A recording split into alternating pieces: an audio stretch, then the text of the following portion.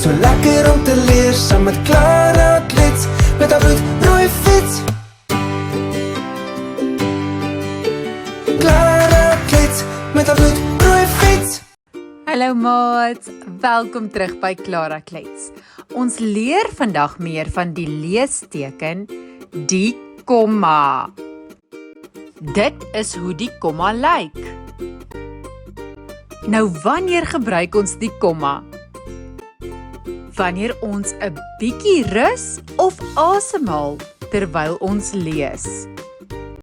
Byvoorbeeld, ek gaan julle vandag 'n storie vertel van 'n goudvis en 'n klein seentjie.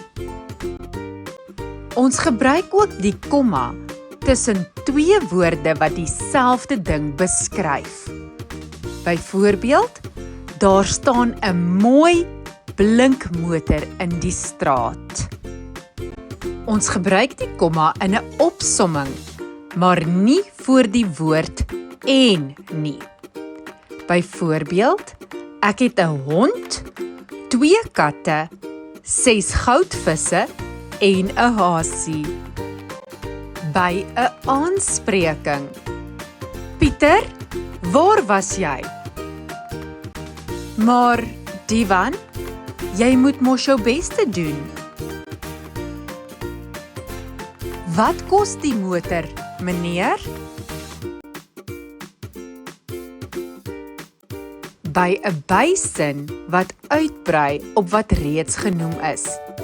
Joe en Sam, 'n bekende sangpaar, het sopas nuwe musiek uitgebring. Tussen twee werkwoorde in saamgestelde sinne. Byvoorbeeld, as jy hier om die hoek gaan, kom jy by die regte plek uit. Die komma kan die betekenis van die sin verander. Kyk net hierna. Kom ons eet kinders. Dit klink asof die kinders geëet gaan word. Kom ons eet, komma, kinders. Dit beteken, kom ons gaan nou eet, kinders. Sien julle hoe belangrik is die plasing van 'n komma? Voor, want en maar. Ek hou van appels, maar nie van piesangs nie.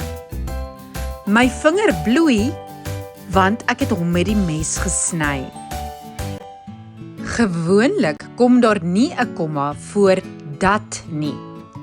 Dit is so warm dat die kraaie gaap.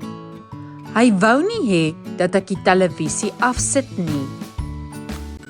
Onthou, daar is altyd 'n spasie na 'n komma. In 'n sin is daar altyd 'n spasie na die komma, behalwe by die uitsondering van 'n getal of wanneer die komma 'n desimale teken is, kom daar geen spasie nie. Byvoorbeeld, R12.50, 3,5 grade. Kommas kom altyd tussen 'n lys woorde in plaas van en. Ek hou van appels, pere, perskes en piesangs. Ek het nooit geweet, dis so lekker om te leer saam met Klara, Klets, met haar bloed